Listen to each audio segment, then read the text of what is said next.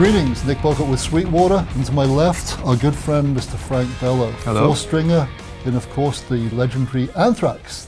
They're on tour right now. They just played Riot Fest in Chicago, but they're here at Sweetwater to do a master session in Studio A, so we figured what better opportunity than to have Frank run us through his rig very quickly. So, first and foremost, thanks for doing this. The check's in the mail. Thank you, I appreciate that. And this is a long video, so that's the rig. Please go buy it, okay? Thank you, good night. No. So we're going to start from soup through nuts. So if you want to grab one of your fine axes. Here's the Frank Bello ESP signature model. I'm very proud to have a signature model with ESP. We've worked really hard on this, and I'm a pain in the butt about the little things in life. As you should be. Number one, you have to play this on stage every night. Now feel the bass. It's not that crazy heavy, right? It's heavy enough though. Yeah, it's got the alderwood maple neck, you know, Frank Bello EMG signature pickups, and I'm very proud of. Are they available in black as well, or just red? Yes, you can. You could just ask them, and then they make them for you, which is awesome of this company. I love this company. I've been with EMG for quite a while. Right. It's more like an active. It sounds active and passive at the same time. Gotcha. My pickups. I'm very proud. But there's a punch to them that, if you like my sound, you could actually. I mean, that's what people say when they try them. There's a punch. I call it the punch in the face factor. Right. So I'm very proud of them. We use the Diodario strings. Yeah, 105. NYXLs, right? Yes. Memorize that. Very good. Thank you for that. 105s through 45. Well, how do you do it? 45 to 105s? Whatever you musicians out there do. I'm not one, so I wouldn't know that. Now, the cool thing about this bass too is that ESP have a sister company or a brother company called LTD. Yes. And it's available there too. Well, let me just happen to have the Frank Bello signature model LTD. Wow. I sound like the annoying salesman. I don't want to sell it, but I want people to buy it. I want people to buy it, of course, but I also want a good product. And you could sound like the guy who just, please buy my guitar, my bass. This was me when I was younger. I couldn't afford the top of the line money bass. So I wanted quality, and the one thing I've always promised myself since I was younger, I was going to make a good bass that was affordable. And that's what we did with the LTDs. This is a quality bass. I play this on stage. Yeah, exactly. It's in his rack. If it's in this rack, we're going to play it on stage. So and it holds up. And if you've seen us live, I mean, I pretty much beat the hell out of my gear. It's got to be durable. So I'm proud to sell this to young and old. It doesn't matter. I know it's a quality bass. It means a lot to me. LTD, ESP does a really good job. Yeah, they do. And they listen. So I'm very happy with what they're doing for me. Yeah, and the fact, I mean, if you're not aware, not only does Frank plays LTD, but people like Gary Holt plays his LTD, and so does some guy called James Hetfield from a really small band that will never make it. Yeah, an upstart band called Metallica. Yeah. So I mean, it's a nice little family vibe they have going there, and I could call and pretty much ask for anything that I need for the bass or going forward on tour, and they're right there for me. So they do it right. And the LTD comes with the EMGs as well, which is a bonus, and they're red on the bass. Now, what's the story behind the black and the red? It's funny because you mentioned Gary Holt a little while ago. We had the same idea about the design, because I had these sneakers way back a long time ago that I've always liked with red and black. You could actually see them on the Big 4 video. I had red and black sneakers. I said, this is going to be the colors of my next bass. Gary designed the same colors on his ESP signature guitar, and his LTD, which is awesome. And before I did it, I said, Gary, would you mind? Because I wanted to do it anyway, but you did it before me, and it looks amazing. He goes, dude, go for it. So I don't want to feel like I was copying him. I want to make it seem like I was copying him. But he said, dude, go for it. And he loves it. He wants one of my basses too, which is awesome. Well, probably because he played a lot of the Big 4. He probably saw your sneakers and went, that's my guitar. You know, I never brought that up. That's very good. I forgot he played the royalties. Big 4. Royalties, very man. good. Yeah, so that's where it came from. And you know, actually right now, as we speak, we're going to be designing the next signature model, which we'll talk later. You're going to love the next thing we have coming. Cool. So now let's talk about the all-important thing, tone. Obviously, it starts with here and your hands. You don't really use a pick, but you do have picks. I do. You have Diodario picks, these fine ones here, with his image on one side, Anthrax on the other. Catch? Wow, you right to the lens. Very good. Good shot, right? But you're mainly a finger player. What makes you make that choice? Is it tonal or comfort or both? It's both. Well, first, for me, I've always been a finger player. You know, I just feel it's one thing coming through you. Like the tone is all in my fingers. Right, so it's a direct contact, yeah, nothing it's direct onto, it's percussion onto the strings, how hard you hit it, you know, whatever. When I'm in the studio, you got to bear down on it. But you know, when I was in Helmet, I played with Helmet for a while, and I used the pick the whole time. Right, you had to. Because those songs specifically called for that, and Paige asked me just to play with the pick because that's what the songs were. I enjoyed that. Right. But with Anthrax, it's a whole different feel, and I've always been just connected with that. It's a connection with the bass for me. So, right. But as you say, with that pick, Got the Time. If you guys know the song Got the Time, when we start that, I literally play the intro. Right. With that, and just drop the pick immediately, and the rest it just goes right to fingers.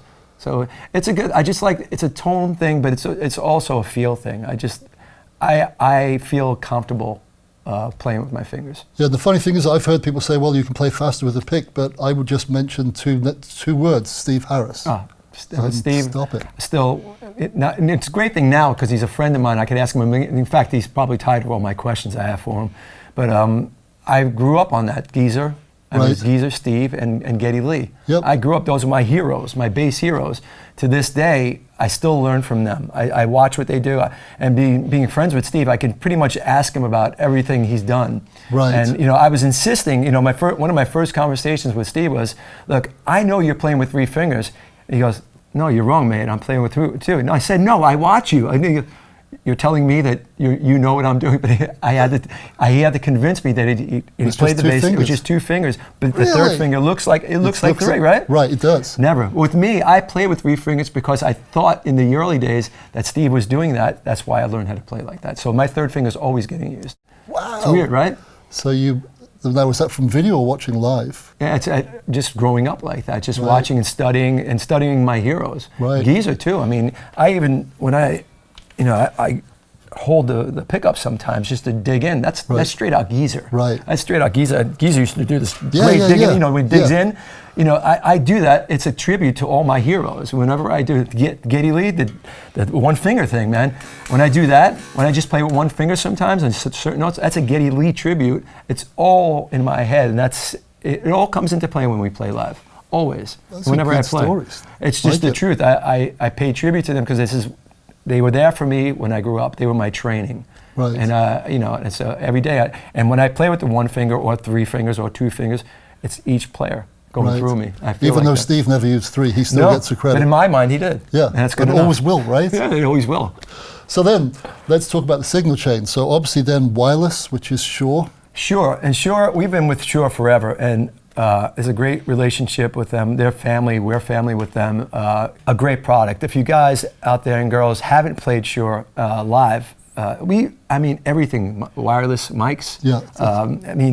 If you see what these poor things go through with our live show, and our great techs, I have to say great techs, by the way. Mr. Jeff Cummings over there, ladies Jeff Cummings, Armando, what they have to do every day to get these things in shape.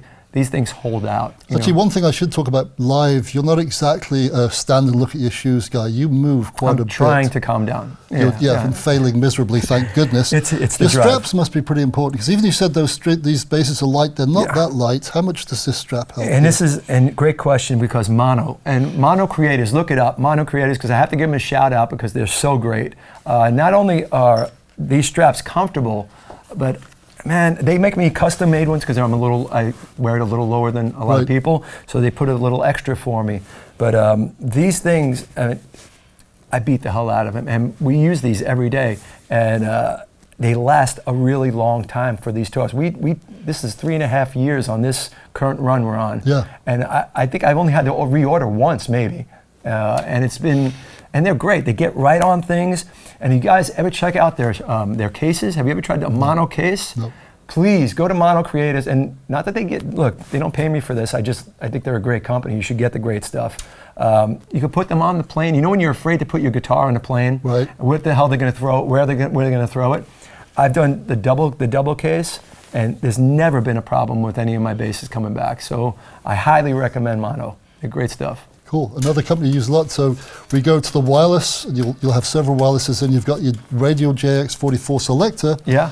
Then you go straight to your pedal train board. Yeah.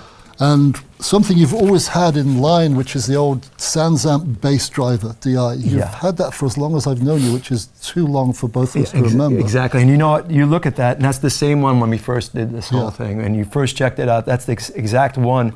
Let's be honest. That's pretty much my sound. Right. I mean, the nitpicking sound I'm talking about. You know, we'll go back to the amp in a second, my old trusty Harkeys. But if the thing you have in your head, the sound you have in your head that you can dial up forever on an amp, but you want that fine tuning, like what I hear in my head, that even the high end mixing with the mid and then the low, that is it for me. It's always been that. And I tell all my companies too, the bass amp companies, I have to, whatever I play is going to be along with my SansAmp. Right. And I love the company. I buy them from a store. I don't get them for free or anything. I just think they're a great product. And it's pretty much the standard when you go in the studio for a bass player at this point. Everywhere. Everybody's got that. If you want that gurgly kind of sound, or even more of a distorted kind of vibe, you can get a lot of sounds out of the thing, and pretty much you can go anywhere with it. It's awesome. It's good to carry. It's good to carry a SansAmp. And the reason he's got two, he's got the old one and the new one, and if there's a problem, he's got the Whirlwind AB selector and just switches between the two. Good. Once again, Jeff does that. Jeff does that. He's in control, and he's so good, and this is a kiss up to you now, Jeff.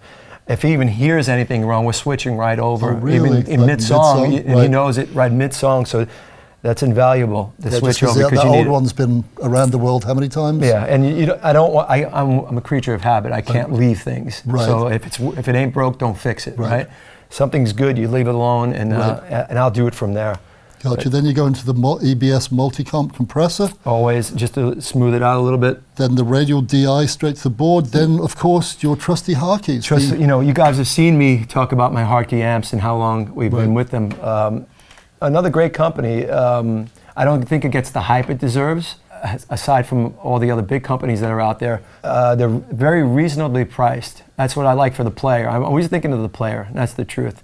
Reasonably priced for a great product. And they have a lot of new stuff coming out. I don't know if you've seen any of the new stuff. I've heard They have that 300-watt little baby coming, that fly gear stuff. It's awesome. And they come out with more stuff that I just found out about that you guys are going to love. But this is the LH1000 that I've been playing forever. You guys know this if you've been following me. We go around the world with this stuff. And the one thing, it's very rare that we have a problem. It's got the valve preamp, but it's got the Class A power amp, so it's 1,000 watts in relatively light but sturdy It's frame. a beast. This thing's a beast. More power than you need, put it that way. Well, headroom, I guess, right? Yeah, exactly. And we'll go to the cabinets. Now, we were talking about this before.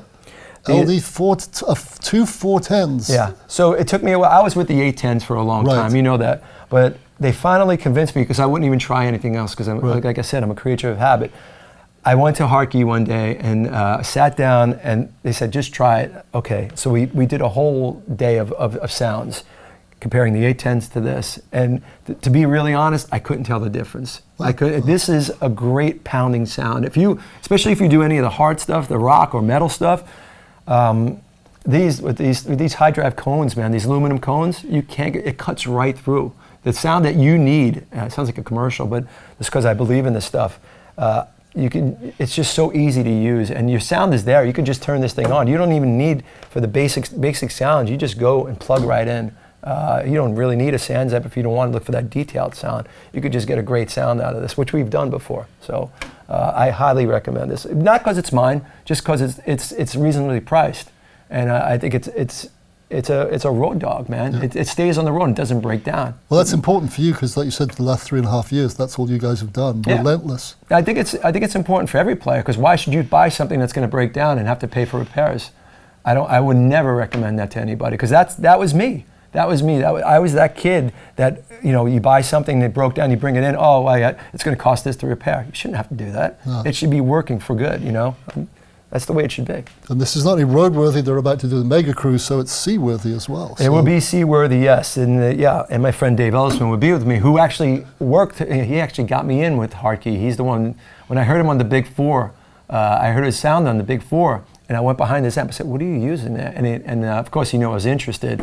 So then he told the Harkey guys about me, and we worked out a beautiful deal. Cool. Yeah. Well, Frank, you've given us all. Thank you so much, my friend. Thank you for having me. Thank you guys for all the years of being with me, and hope you get some of this stuff because it's the real stuff. And check out Anthrax.com.